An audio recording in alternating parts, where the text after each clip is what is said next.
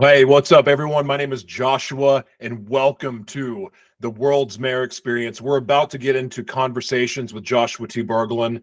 Today, we have Jeff Hardy, and we were supposed to interview yesterday, but there was a lighting issue.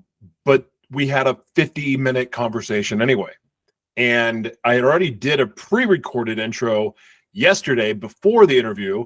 And now, because I've talked to him, I feel like I need to do something different. Not that I didn't say awesome and amazing things, but I just want to tell you that I'm really excited for this interview. So many deep personal reasons why I'm excited about this interview. And if you know anything about my vision and what I want to create at the World's Mayor Experience, then this interview will make so much sense to you. And then if you don't know about the vision, maybe it's going to make sense to you also. I don't know. Today, I know what we're going to be talking about. So he's the founder of Care for Peace. He's built hospitals all over the world, designed safety. Like, he has done so many amazing, important things and has worked with the leaders of governments all over the world and knows how to get things done on a level that I've never seen before. I mean, this is probably dramatic because this gentleman is not exactly famous compared to like an Elon Musk, but the significance of what Mr. Hardy has done is equally important. And for me, getting to talk to him and to learn about his philosophy and why is powerful. Because here's the thing, this is conversations not about building hospitals. This is about the new evolution of man, like where we're going. And he wrote this amazing book, and there's just so many neat things. Like yesterday, he gave me so many tips of like what I can do to create movement with my goals for teaching media literacy and media skills all over the world, and teaching people that normally don't have access to such things.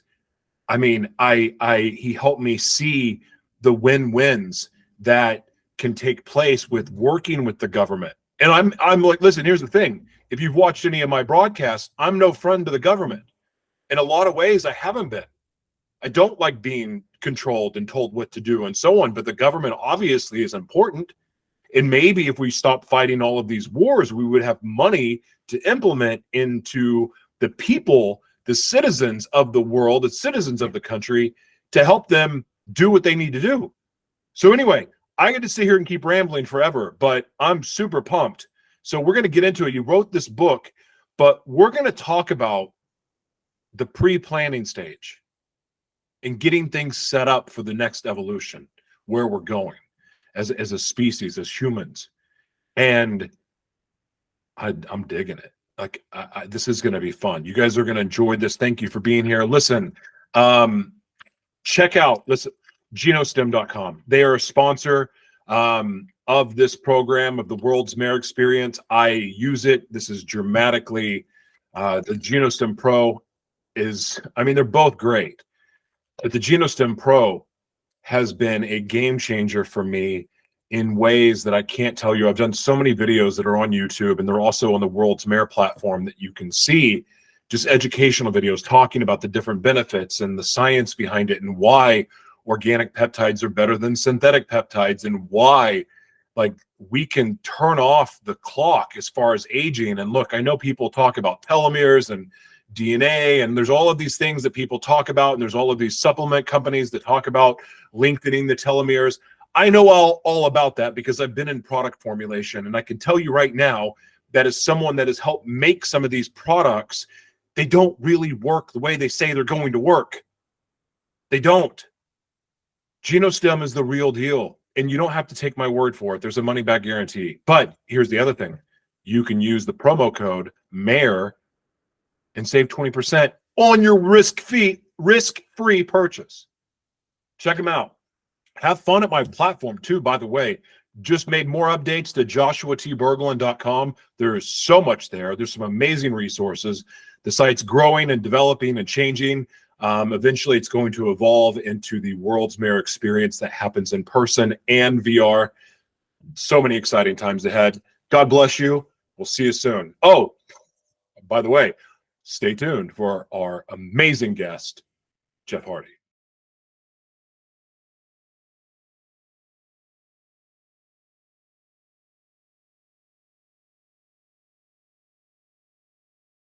So I was doing the introduction, so I was a little bit late, and I was talking about our amazing conversation yesterday, and I've had chills pretty much all day thinking about it and how much sense the advice and the wisdom you gave me, and it caused me to reflect on mentorship, and like all day long I thought about it, and then all this morning I've thought about it, and like that hour with you yesterday that we talked was probably more impactful on the next step of my journey than any conversation I've had in months. And Good. thank you for that very much.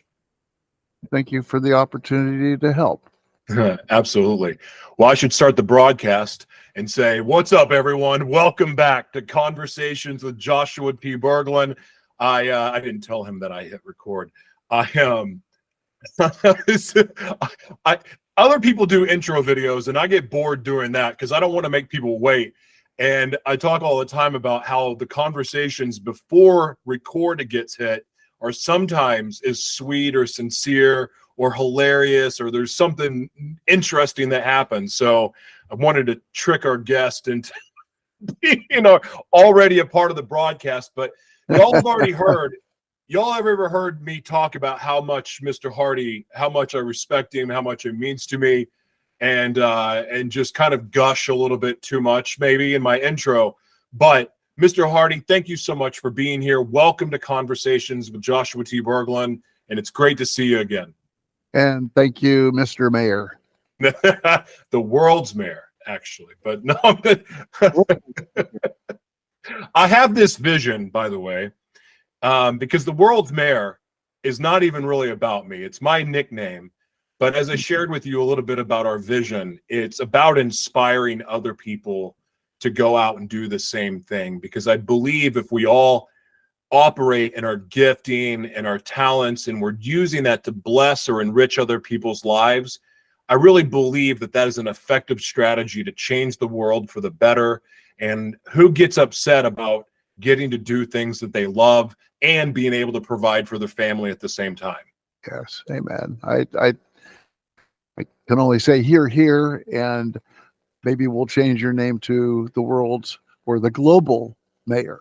That's Ooh, what I the better buy global that domain. I own the domain, the world's mayor. I better get on that real quick. I Well, think listen, so. Mr. Hardy, there's so much to talk about, but we're going to talk about the pre-planning stage.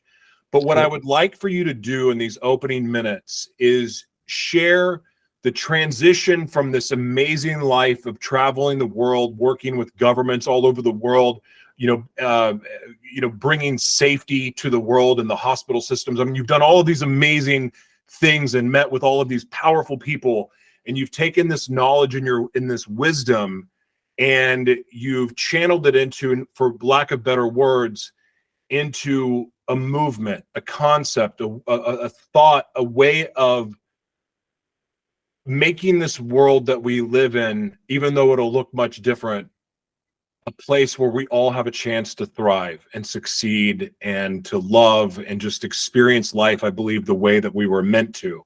But can you talk about that journey real quick, please? Well, the journey begins with the understanding that the process is the solution, that we have to look at the process. And the first step of the process is talking about what it is that we are thinking about and getting people's ideas and bringing them together. So in the approach to anything that you're doing is a pre-planning process. It's not planning, it's not designing, it's not taking out a piece of paper and drawing pictures. It is simply discussion. We have to throw stuff out and talk about it and try to figure out what something is that we can all agree on. Now, that's an interesting concept itself, because to get to a point where everybody agrees on something, then everybody has to back up. It's not just you backing up a step. It's everybody in this circle of conversation needs to back up so that they can see what it is that exists, and then discuss where we've been, discuss where we are right now, and agree on that. There's no such thing as agreeing to disagree. That's some other discussion for some other kind of discussion. It's not even a discussion. It's not what we do. We back up and we realize that what we have to do is get to a point where we're all talking about the same thing. That's all. It's very, very simple on one hand. On the other hand, it's very difficult. It's not easy. And that's why in my book, I've written what the secret is, and it's called From To. And it's basically taking your word, which was the spectrum. Spectrum is a from to. And so what you have to do is you have to be looking at any issue like abortion, or whether you think that we have a good leader, or we should get another leader, or even you can even get down to which the wars that exist right now, or the mentality of the people who are in charge of these wars. You can do anything, but it's got to be on a sliding scale. It can't be on a, this is my opinion, and this is where I'm staying, and from now on I'm going to defend my opinion. Well, forget defending opinions, because the discussion has to be in the middle of the room. It has to be out there. It has to be something that we all talk about. So the bottom line is that pre-planning begins with a lot of talk. The approach is to back up and get everybody to back up to talk about the same thing. And that's my answer to your question. Wow. Where did this book and everything that's gone into your book, and I haven't had the opportunity to read it yet, but that in itself seems like a lifelong journey of thought just to shape it and put it together, because it's not a simple task. And that big of a vision, I don't believe comes to somebody in a dream. It comes in a series of dreams, trial and error, going down a path, hitting your face, falling off the cliff, getting back up, going back down it. Like, it comes from experience. But when did you first recognize the seed of this thought being planted in your life? Well, the whole process is a solution. Really comes from my career, which as a healthcare planner in both United States and for hospital corporations like Columbia HCA, Kaiser, Catholic Healthcare West, I mean, the biggies, and the small little tiny little hospitals out in the rural areas that have an administrator who's also the director of nurse, who's also the person in charge of the emergency department. I mean, I've worked for the big ones and the little ones, but also in all over the world. I've worked in India, Pakistan, you name it, all these different places, and most importantly Myanmar, which we can get into. But that's my career. The concepts of care for peace began when I was a baby, and it began probably when I was 10 years old, when my parents drove me to Mexico, and I saw the squalor, the poverty, and it just blew me out. I didn't know what the heck was going on. And so until I was a hospital corpsman trainee in the United States Coast Guard, did I realize what care for peace is all about. It's something that just about every nurse I've met all over the world understands intuitively. They care for the peace of their patients, and they get a certain amount of peace for themselves. Care for peace is already in the human being. It's in our spirit. And I think that's that whole concept and how it developed for the last 60 years for me. It's something that gelled with me, and I share it with people. It worked in such a wonderful way that I translated it to something bigger than just the bigness that it already was, the bigness that was in the hearts of all these nurses, now mothers. And I started realizing, wait a minute, guys, men have this too. There's men caregivers. Some doctors, I'm saying some doctors, are very good caregivers because they know the difference between clinical delivery and patient care. Two different things. And Mm. they really need to understand that. And a lot of doctors, sure, they understand it, but they're not good at it. Most nurses I know, most are very good at the care process, and they use all sorts of things to make sure that they do the clinical delivery right. So that's really the essence of Care for Peace. Now, that came from life. Now, the second most important evolution occurred, and that's the idea that there is a first human evolution, and that one is over. And the idea that it ended sometime between the mid 50s and definitely the mid 60s when mutually assured destruction occurred. All of a sudden, we realized that population was a problem. The book Population Bomb came out. Militarization started getting really, really bad, not just the over militarization, but all over the world. We started recognizing China. Uh, the world had been explored, and the bottom line is humans controlled nature. And at that moment, sometime in the mid 60s, humans were the keystone animal. We were in charge of the environment, we were in charge of our relationships with each other. And what happened the mid 60s, then there's this space where we're flopping around. And this is a soul searching space. It's a space when we're flopping around like fish on a dock. It's the space between what was, which is the first human evolution, and what needs to be, which is the second human evolution. We can't even get to the second human evolution until we've done the pre planning right and then do the planning, and then we will get to that second human evolution, at least where we are ready to plan it. And that's the big difficult thing right now. Let me ask You, you something. How does, and again, for some people, this is science fiction, some people, this is reality, but how does the merging with the machine that is becoming more readily available to us? There's Neuralink coming out.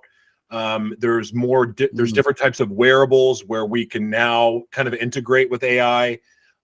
There's the chip technology is developed. It's been out. Like, we're starting to evolve where we are going to start merging with machine more than we have already. And let's not kid ourselves, people. We've already merged with machine.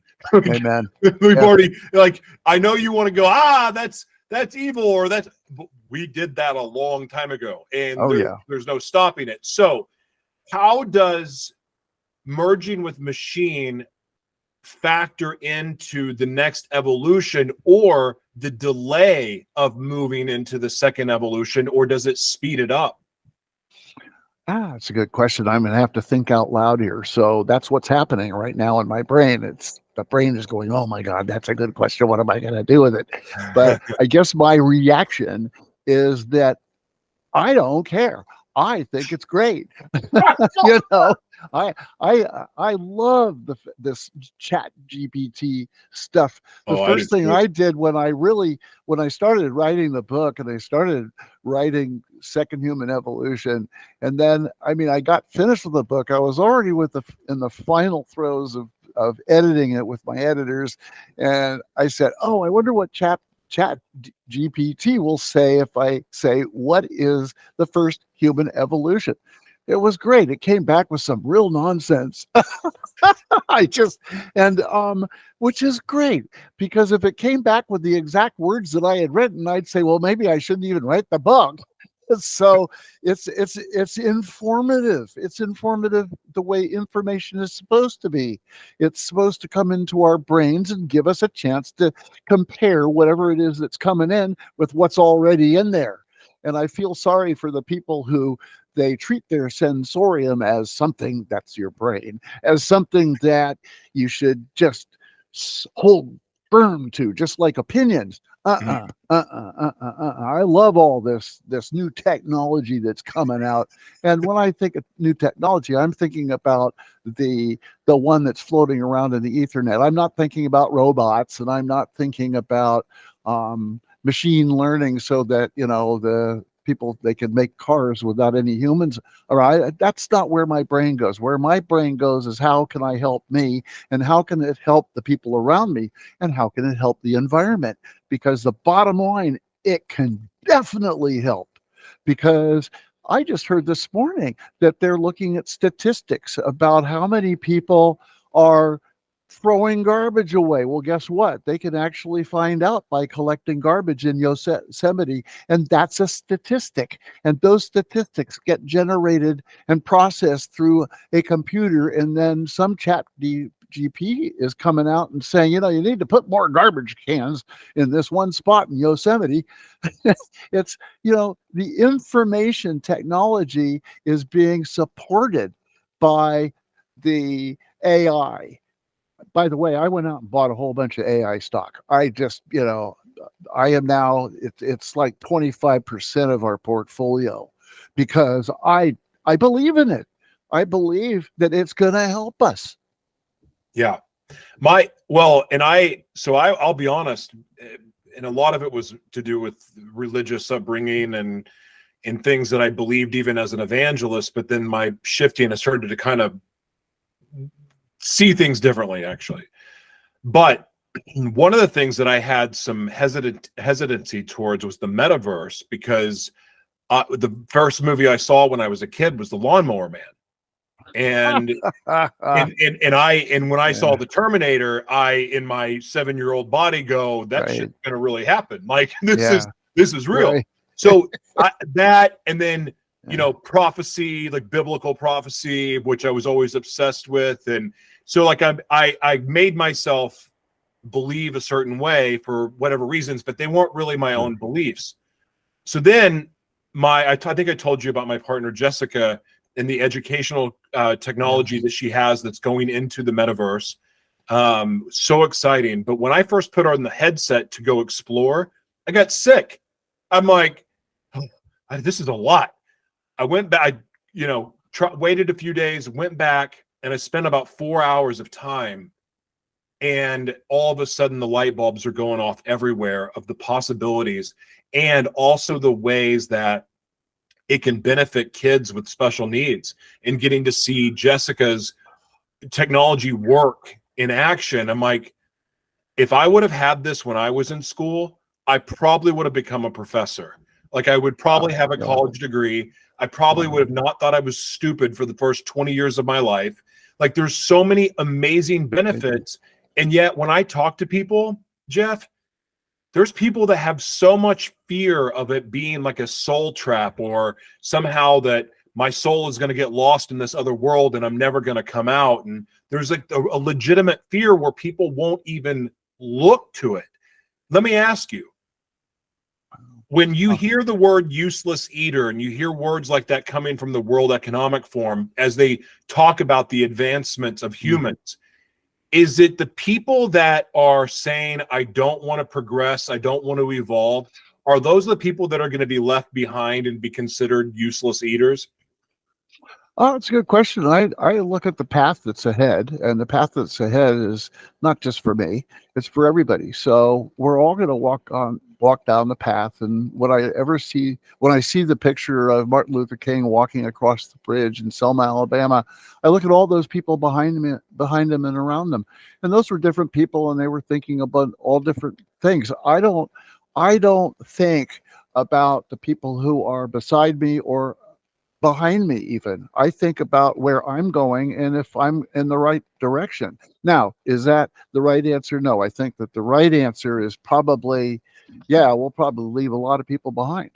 And we'll probably have a whole bunch of people, the Luddites, whatever you want to call them, become computer Amish. Or, they'll be, people have been left behind for a long time. And that's just going to happen, and I'm not worried about it at all.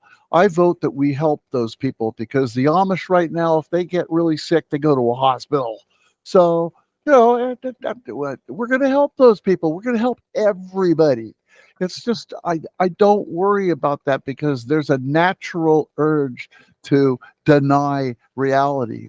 And people who are not accustomed to allowing new information to come into their sensorium so that it can get squished and worked around with all that's already there, then, there's not a lot I can do for those people. I can tell the educators of the world that you got to start thinking and start teaching people how to think. Because if people know how to think, then they'll be able to use that sensorium for what its purpose is, which is get all that information and then start enjoying get that information. And look at the computer. You can now learn how you want to learn. You can say, Google, what's the square root of the hypotenuse, or whatever you want, and Google will come back. You don't have to look at the lawyers now, who don't even have to read all those books that are on the posters behind their desk. They don't have to read them anymore. They can just use Google. They can go to it. You can learn through these different paths, and I believe in that path. I really do. And the people who don't know how to walk that path, I want to make sure they don't fall off the path if they're on it, but I certainly am not going to spend any time looking at them. However, I'm going to listen to them. It's very important. It's like going into a new country, and I've done this every country I've gone into. The first month, if not longer, is listening and asking, how can I help and how high? And I can't tell you that every single time I ask that question, those questions, how can I help and how high, I get an answer that I wasn't expecting every single time. Because what they're thinking about, I've got to back up and listen to what they're thinking about and say, okay, now how can we do this together? It's the old backup thing. So I've watched people in the other countries backing up. And then we have a conversation and we talk about the issues, and so here's a country where I'm going to build a hospital. Seriously, this happened in Myanmar. I was invited to go over there and help them build a hospital, design and build a hospital. I went over there. I took a look at the whole country, not driving all over the place, just going to a couple of rural villages. These people don't need any hospital. They don't even know what to do with the hospitals that they've got. They need rural health care, and they need a communication between those clinics. And so I ended up going out to one and talking to the people in the village. How can I help and how high? Guess what? Nobody said they need a hospital. They said, oh, well, we need education tools like what you guys have, like computers. We need a video camera. We need, what are the projectors and screens and things like that. And oh, by the way, it would really be nice, because we don't have roads. It'd be nice to have some kind of a mobile van so that we can drive the doctors and the nurses out to the outlying village and take care of the patients. Guess what? We gave them a van. We gave them the equipment. I went over there to build a hospital. What? It's like, you have to listen. And all the people that you think might want to do something else and not pay attention to what you're doing, I'm getting back to your question. They're still listening. They're still listening. The Amish that have to go to a hospital, that's because they're listening. They know that there's a hospital out there in case there's a problem. They can drive their horse-drawn carriages right down the main highway because they do that to the hospital. They leave their wooden buildings and their pumped water systems that they have in their yards, and that's what they do. And I will tell you, I met some of these people in Pennsylvania, and they're the most wonderful people in the world. It's just unbelievable that good people are everywhere, and there's nobody who's thumbing their nose at you. Not one. So I don't know. You've traveled the world. You've met people from every corner of the world. You've met people from all walks of life, as far as from rich to poor.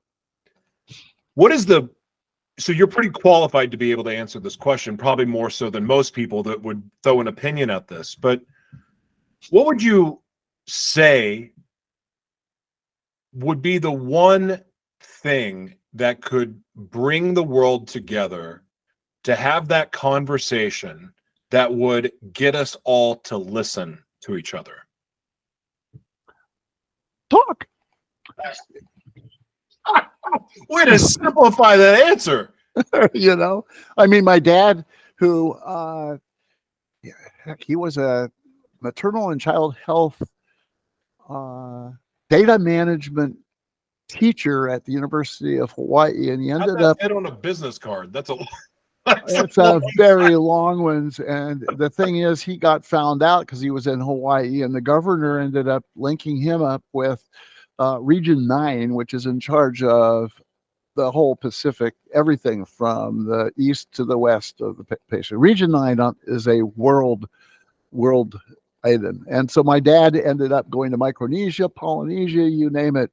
But one of the things that stuck in me when he got back, telling me about the villages on small little islands, or in Thailand where there's a bunch of Muslims and a bunch of Christians, he talked about the coconut wireless. The coconut wireless is the communication method that the Muslims and the Catholic women would use to share information. They'd share. The Muslim women were not allowed to be educated. So guess what? They got educated. It's like what I said before. Everybody can learn the way they want. And I think most people, they'll ask questions. Questions are so important. One of my favorite expressions that I made up, and I hope other people made it up too, it's very simple. Don't assume, ask questions. Because the biggest problem that I have with family members and with friends is the assumptions are just way out there. And all you have to do is ask the question, well, that's a good point. I didn't even think about that. Well, so I don't know. Talk, please. Talk. Listen, I think what you're doing is absolutely what we need to do. I mean, where did this whole podcast thing come from? And why is it so popular now? It's because people can choose to listen to you, and then they can go to another podcast and listen to another one. But they're going to come to you now that you and I have been on the same podcast. So, and so, hey, listen to this one. Hey, listen to this one. It's the talk. That's how you can offer people the opportunity to listen, not get them to listen. You don't get anybody to listen. You couldn't get me to listen the whole time I went to school. That's true. Same here. Same here. I'm guilty of that. What I inspire, because it's easy to talk because everyone talks on social media. They share their opinions and their thoughts, and they're what they believe to be absolutely true. And there's a lot of that, but there's not a lot of listening. And one of the things I've been talking, I think I shared this with you yesterday, maybe, I don't remember. But right now, the way the algorithms are set up, it seems to favor people that niche out. When I say niche out, I mean they've niched their service or what they talk about down to like one thing, and then they just hammer the heck out of that one thing over and over and over again. That's all they ever post about. That's all they ever talk about on their podcast and their broadcast. And right now the algorithms support that, or it seems to, because those are the people with the larger accounts. But I'm watching it going, this can't be sustainable. Like, this isn't, first of all, it's not interesting. I know that we have other sides of ourselves. Like, I would love to see more people show different sides of themselves. Where am I going with this point? Oh my God, this happened to me yesterday too. You think I'd been drinking? I don't, Dad. No, I did it again. Help me, Lord. I gotta tell you, that is so embarrassing when it happens, and I am not gonna edit it out because this is a real thing that happens with me, and I can't do anything about it. Anyway, freaking hey. I was gonna make a good point, but it clearly doesn't matter now. Well, I think that it was connected a little bit to the last issue that we were talking about, which is, how do you get the people to listen? And what you're talking about is where somebody gets into a niche that I'm a plumber, and so I only talk about plumbing, and I'm doing plumbing and plumbing and plumbing, and other stuff doesn't come into my realm. And I don't know if that's what you were Ah, getting at, but when I heard you use the word niche, that's that you just saved me. that's where we get. So go ahead, finish what your thought is. You just saved me. This is great. Well, but it's uninteresting, and I don't you don't really get to know who people are that way.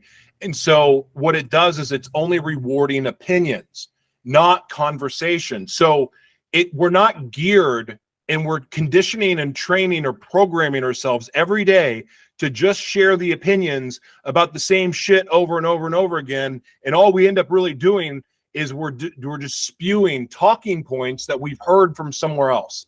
That's what Good. it's turned into. Yeah. That's got to stop, Yeah. because this culture has to stop. So what I've decided to do, because I'm trying to figure out, I don't want to, I want to be popular. I want to be famous, but I want to be famous for the right reasons. I'm not being a piece of crap, or I want to be famous so I can have the power to go help the people I want to help, so I can give a voice to the people I want to have a voice. And so but what I'm trying to do, I've been trying to figure out, how can I stand out on social media, but not get into this being in a niche or taking a stand and saying I'm this religion, or I'm this sexuality, or I'm a Republican, I'm a Democrat, I'm an independent, without doing any of that. And I've trying to find this way, and I'm thinking that it's starting to work, and I don't know why, but there's something beautiful about not knowing anything and just being curious and letting that Yeah. be Right. the fuel. Because what I'm seeing on social media, my ex Twitter account specifically, is that now people are having conversations that they weren't normally having with people they would not normally have a conversation with. And I hope that I can inspire more of that, because you're talking about pre-planning, and you're talking about us getting to have the same conversation. So I don't see us even having a conversation as a whole right now. So how do we is it what I just talked about, or is there a different strategy where we can get the world ready to have the same conversation so they can Mm. listen with the same set of ears? Well, very good question. I got a simple answer right away, and that is we've got to be using the same tools. And what that means is when we talk, when we speak, we've got to have tools that aren't what's your opinion, but more what do you think about? Because the difference between this is my opinion and the question, what do you think? What do you think about the population problem and the relationship between all these migrations of men from northern Africa and the abortion issue? Where are we at? Where are we at? Can we discuss the population situation in the world? Can we talk about the fact that the supply and demand has a limit based on what the earth can produce? So we have to have the right questions. And so that would be the second part. And we have to have an education system that is a global education system. That's the third point. And it's not Common Core, by the way. I'm not talking about that. I'm talking about something that is universal discussion points. And I think that that includes backing way back and having a discussion with the people who are discussing this in the world, which aren't necessarily the leaders, but hopefully they're the people that the leaders listen to. How do we set up an education system where there is interaction between the people, not just leader driven classes, but interactive so that you get people involved. Mm. Because number 4 is involvement. You've got to, you have to have people involved. And that way you inspire the education process that is the solution. I love it. We're going to take a quick break. We'll be right back after this. Welcome back, everyone. We are having such an interesting conversation. And where we had left off, we heard the words population control a few different times. And boy, that just, I want to get clarification on that as we wrapped up this interview. But I will tell you this, Jeff and I have plenty of conversations coming ahead because there is so much meat to what he's wanting to do. And I really want to take a further deep dive. But this first broadcast is really going to just be an introductory, I think, to several different things and conversations that we have together. So Mark, or Jeff, I'm sorry, I'm really enjoying this conversation, but I want to ask you something about this, because another subject that I think that you're qualified to discuss is population control, not just from your experience with hospitals, but you've traveled the world, you've seen every little corner and village and everything else. So when you talk about population control, the population issues that we have, can you speak to that a little bit? Yes. Another simple answer. First of all, I draw attention to anybody who has a computer to the sustainability millennium goals, MSG or SMG, which came from the World Health Organization. There are 17 categories, like environment and solar and things like that, but not one of them is about population, which might have been an oversight. I have no idea. And this is not a criticism about the millennium sustainability goals at all, because I highly support the move. It does amaze me that it isn't number 1, in fact. But I don't use the word population control. I know I say the words population control. I look at population continuity.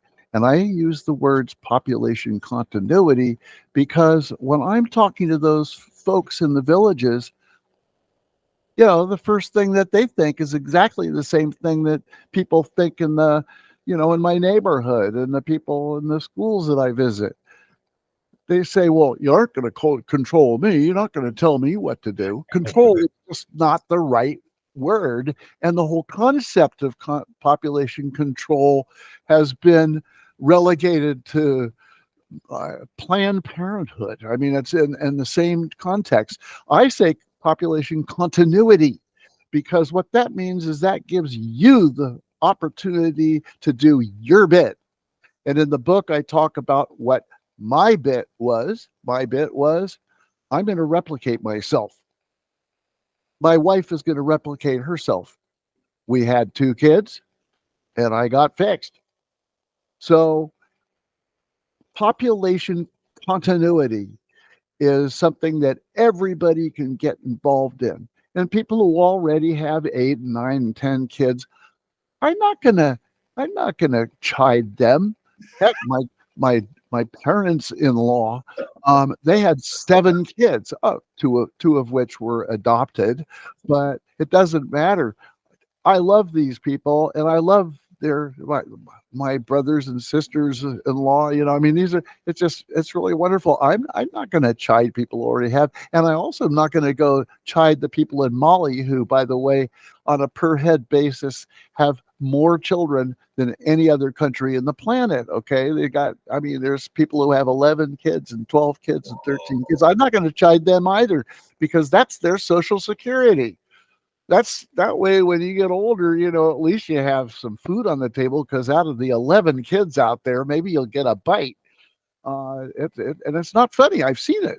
So I think we have to start talking population continuity, because that's something that everybody who backs up and everybody who is talking about this world over, either poor in developed countries, underdeveloped countries, they can all use the same word without thinking that we're trying to stick our arms in and tell you what to do.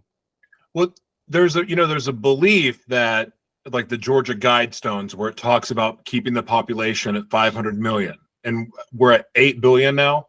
So there's a big belief in the conspiracy world that the elites want a lot of people dead, just to put it plainly. What do you have to say to that? Wow. There's all sorts of stuff. I loved when all the conspiracy theories came out during Trump's uh, epoch, whatever you call it.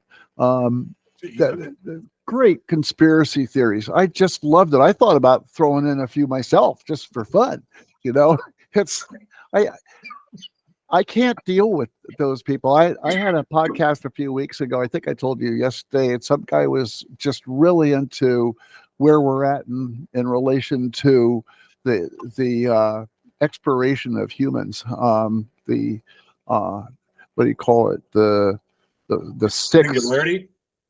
What is it? You talking about the singularity? No, it's the extinction. It's the sixth Oh, extinction, and that humans will be yeah, involved in the extinction. I said, well, you can sit around and talk about that all you want. I'm trying to think about what the next step is, and it's got to be the next step. That it's got to be a practical next step, and frankly, it's got to be a next step that I think is doable from what's already happening.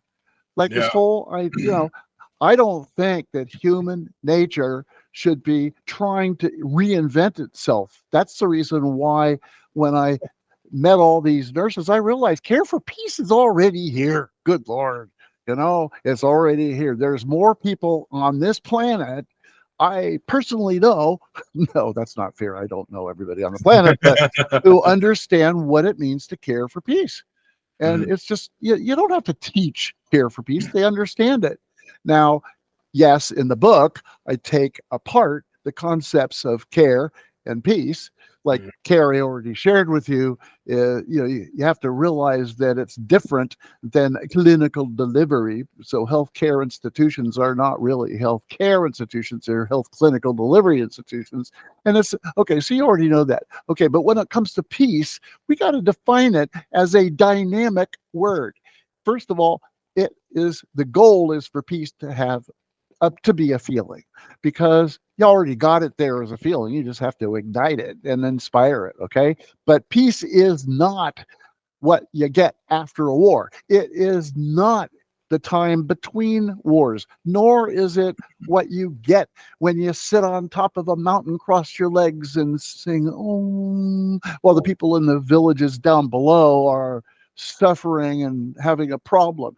The beauty of care for peace is it's dynamic. It's a dynamic peace that you will have, and I have every time I'm caring for you. I'm caring for other people. It's a dynamic that we share. So peace has to be a dynamic word. It can no longer be a space. Idea about it. Care of being after a war. Sure, look at Reconstruction in America. Was that peaceful? No. What about the Reign of Terror in France? No. Look at World War One. What happened after World War One? That wasn't peaceful. That's why World War II began. It's because there's so many people who were being held down by the thumb of martial law and martial not law, but the Marshall Plan, and countries that were just, hey, you got to pay us back, Germany. This is it. You guys were all bad. So and that's not just why we got Hitler. That's another discussion entirely, because I truly believe that the head of state evolves. Mhm. There's a following already. And when talking about Trump, I'll talk to Trump about Trump anytime, but I don't talk about Trump because I hate him. I don't hate him. I love Trump. And I think that we can love everybody by looking at what it is that these people that seem to be so off base, so just gone from our spectrum that there's a reason for that to exist. Then including the conspiracy theories and all the stuff that people believe. Have I gone off subject? I think I have. It doesn't matter. This is really, I don't do focused subjects very rarely. I like conversation, and this is really a good time to wind it down. Because I want to set this up for more conversations. You are so interesting. Your perspective on the world and life and what's possible, where we're going. It's all interesting to me, especially because you've done so much of what I want to do. So I'm truly honored to have your time. I would love for you, Mr. Hardy, to please share any last words you may have, and then also plug, your website where people can follow you. The floor is yours.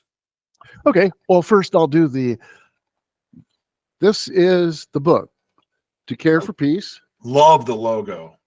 And it's very simple. And if you do nothing else but read the back blurb, it says it all. So I highly recommend getting the book just to read the back blurb. But I think that the book title is To Care for Peace, a global mandate to secure the second human evolution in perpetuity. And then the quote that's underneath that is, the process is the solution. And what I say to anybody who's listening, start the process, or fairly, I should say, keep the process going, because you've already started. But grab some of these words and start using them. Make these words your own.